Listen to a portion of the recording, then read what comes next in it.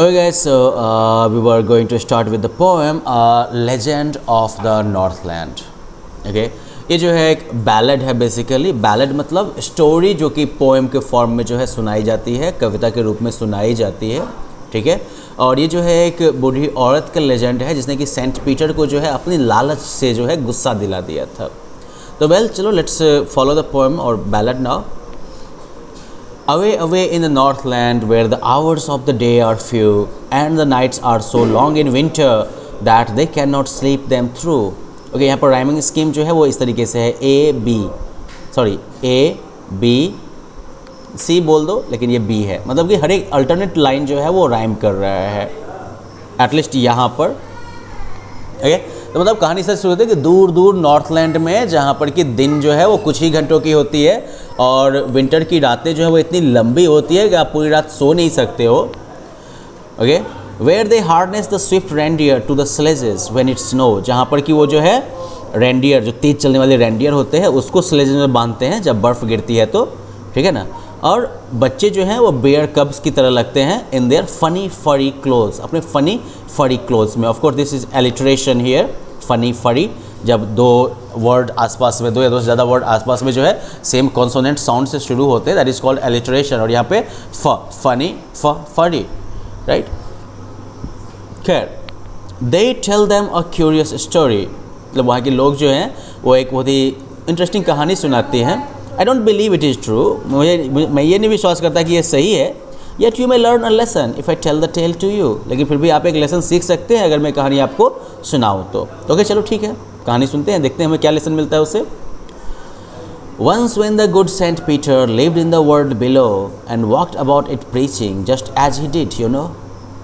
एक समय जबकि वो सेंट पीटर जो थे वो इस धरती पर रहते थे, वर्ल्ड बिलो ये धरती हो गई, और यहीं पर घुमा फिरा करते थे, उपदेश दिया करते थे, वैसे ही जैसे कि आप लोगों को पता है ना. He came to the door of a cottage in traveling round the earth. पूरे अर्थ का चक्कर लगाते लगाते वो जो है एक कह सकते हो झोपड़ी के दरवाजे पर आए. Where a little woman was making cakes and baking them on the hearth. यहाँ पर एक छोटी महिला जो थी वो केक बना रही थी और उनको अपने हर्थ पर जो है पका रही थी.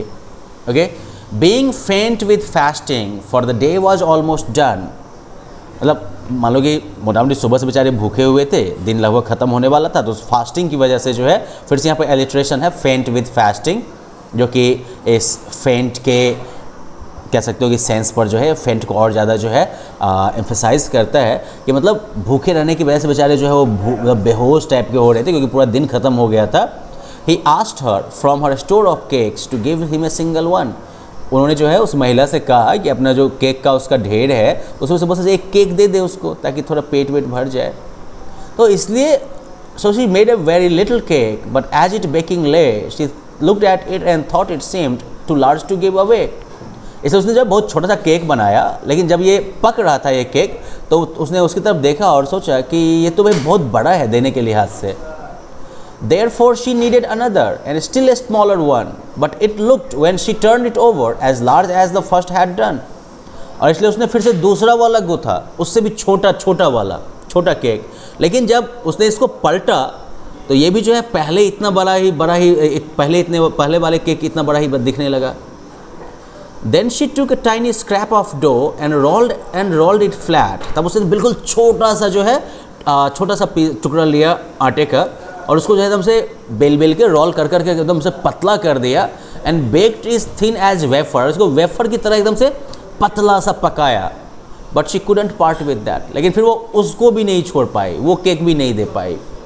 फॉर शी सेड, क्योंकि उसने कहा, My cakes that seem too small when I eat of them myself are yet too large to give away, so she put them on the shelf. बोलते हैं कि मेरे केक जो है वो इतने छोटे दिखते हैं जब मैं उन्हें खुद खाती हूँ, लेकिन जब दूसरों को देने की बारी आती है तो वो बहुत बड़े दिखते हैं, और इसलिए उसने उसको उठा के भी शेल्फ पर जो है रख दिया, तख्ता पर रख दिया. Then good Saint Peter grew angry, for he was hungry and faint. और तब जो है सेंट पीटर को गुस्सा आया क्योंकि बेचारे वो भूखे थे, बेहोश हो रहे थे. And surely such a woman was enough to provoke a saint, और डेफिनेटली इस तरह की महिला जो है वो इवन संत को भी गुस्सा दिलाने के लिए काफ़ी थी. एंड ही सेड, कौन? सेंट पीटर बोलते हैं, you are far too selfish to dwell in a human form. तुम जो है ह्यूमन फॉर्म में रहने के लिहाज से कुछ ज़्यादा ही लालची हो, मतलब कि तुम ह्यूमन फॉर्म में रहने के लायक नहीं हो, ठीक है ना। या फिर to have both food and shelter and fire to keep you warm. Okay, तो क्या है उनका कहना कि you are far too selfish to dwell in a human form, to have both food and shelter and fire to keep you warm.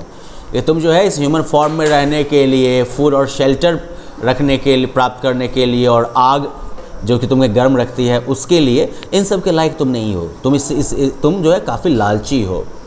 Now you shall build as the birds do and shall get your scanty food by boring and boring and boring all day in the hard dry would.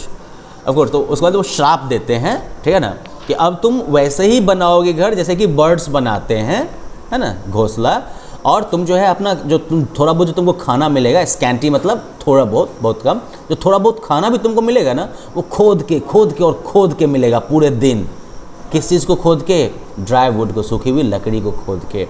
तो यहाँ पर boarding and boring and boarding, ये boarding को जो repeat किया गया है, it actually implies the tediousness of the whole process। ये कितना मुश्किल काम ये होने वाला है, कितना जो है।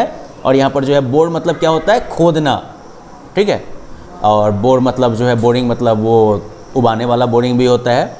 ओके, तो डबल मीनिंग है यहाँ पर बोरिंग का, क्योंकि एक तरफ तो आपको दिन भर जो है खोदते रहना पड़ेगा उन ड्राई वुड्स को अपना खाना प्राप्त करने के लिए, और साथ ही साथ एक ही काम अगर आपको डेली करना पड़ेगा तो ऑफकोर्स वो बोरिंग भी होगा। Then up she went through the chimney, never speaking a word, and out of the top flew a woodpecker, for she was changed to a bird।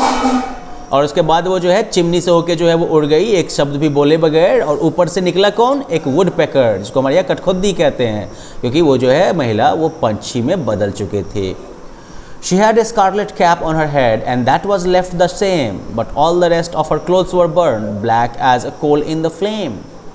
उसे सर पर स्कारलेट कलर का एक cap था, तो वो वैसा ही रह गया, लेकिन बाकी उसके सारे कपड़े थे वो जल गए, और बिल्कुल वो जो है जैसे वो आग लगा हुआ कोयला नहीं होता है, कोयला जैसे आग में जल के ब्लैक हो जाता है एकदम से, वैसा जो है बिल्कुल वो ब्लैक हो गया था। And every country school boy has seen her in the wood where she lives in the trees till this very day, boring and boring for food. मतलब हर एक जो स्कूल जाने वाला बच्चा है गांव देहात का, सब ने उसे जो है जंगल में देखा है, जहाँ पर कि वो पेड़ों पर रहती है, अभी तक भी खाने के लिए जो है खोदते रहती है। Okay, so well that's the poem, and I guess it gives a very important lesson, don't be too selfish, right. We should have this like capacity to share our fortune with others, because that is what makes us human, right? So well, that's the poem. You guys can try dealing with the question answers at the end of it. Well, it should be easy. Okay, anyway, so bye bye, have fun.